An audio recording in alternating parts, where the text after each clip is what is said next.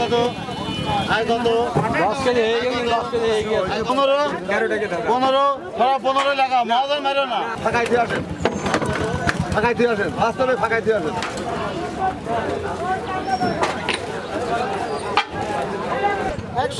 একশো টাকা, 100 উপর কেউ নেই।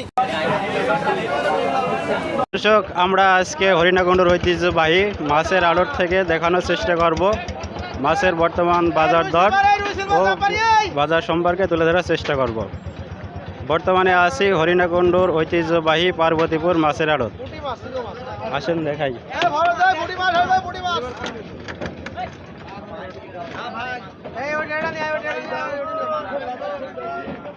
ভাই মাছ আনিয়েছেন? জি ভাই, মাছ আনিছি। কি কি মাছ এনেছেন আজকে? মাছ আছে এখানে রুই মাছ, সিলভার মাছ, বাটা মাছ, মির্গে, সব রকম মাছই আছে ভাই। মাছ আনিছি সাতক্ষীরা থেকে ভাই। 100 টাকা। এই মাছ কোথা থেকে এনেছেন?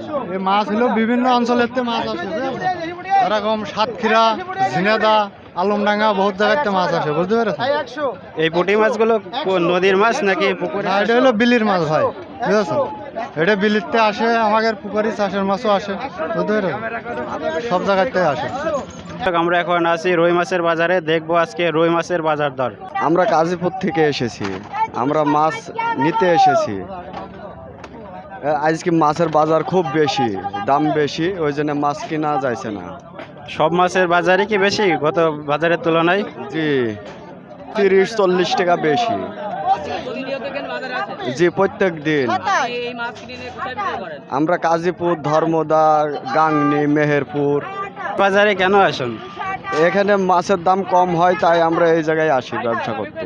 এখানে আপনার সব জায়গা চাই 10 টাকা, 20 টাকা, 30 টাকা কম থাকে সব বাজারে চাই, কিন্তু এই বাজারটায় এখন খুব খুব হলো দাম বেশি।